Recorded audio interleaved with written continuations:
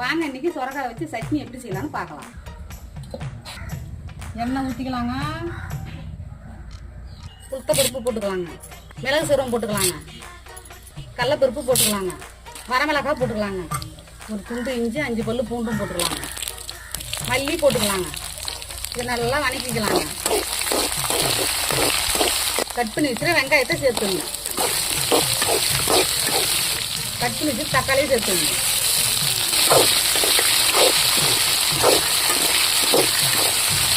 நல்லா வதக்கிங்க. பச்சை வடை போகிற அளவுக்கு நல்லா வதக்கிங்க.